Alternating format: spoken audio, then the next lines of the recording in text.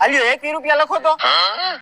હા હું જોવે સારું કહેવાય મેં 21 લખાવ્યા એને તો 11 જ લખાવ્યા હતા.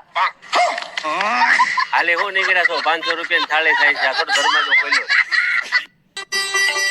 આ બાપા મારે ડ્રિંક કરવું છે. કેટલા રૂપિયા જોહે? લગભગ 1200 રૂપિયા જેવું જોહે. એક કામ કર પટારામ પડ્યા લઈ લે જા. પણ મને તમે ડ્રિંક કરવાના પૈસા હું કામ આપો છો? બટા હું તો તને જિંદગીમાં આગળ વધતો જોવા માંગુ છું. અમારી જિંદગી તો મજૂરી કરવામાં જ વહી ગઈ. તું મન લગાડીને ભણજે અને હજી પૈસા જોઈને તો માગી લેજે હો. અચ્છા ઠીક હે. હરિયા અહીં હાલ તો. હા બોલો ને બાપા. આમ જો તું ડ્રિંક નો સબ્જેક્ટ લઈ લેજે.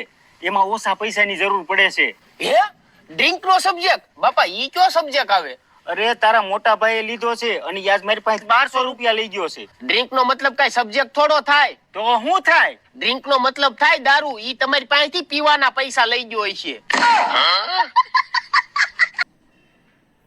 બાંડવી બધું બરોબર ઉગી ગયું છે. રમેશ શું હાલે છે? આવો આવો સરપંચ. રમેશ એક કામ કરતો 2 ગ્લાસ ને પાણી ભરતો આય તો. હા સરપંચ સાહેબ. આલ્યો સરપંચ. અરે 2 ગ્લાસ લઈ આવ્યો. અરે સરપંચ તમારી સામે થોડું. અરે હાલે હાલે લેતો આય તારી હાટુ. આલ્યો સરપંચ.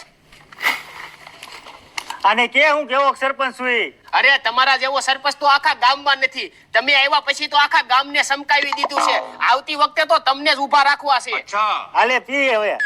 જોયું ને ગામમાં આપણી કેટલી આબરૂ છે. અને બીજું કે આપણી ગામમાં શું ચર્ચા થાય છે?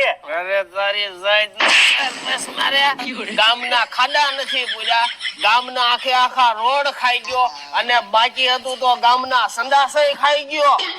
અરે હવે તું જો તે સરપંચ ઉપર હાથ ઉપાડ્યો છે ને મારી ઠેક દિલ્હી સુધી પહોંચશે. તું જો હવે.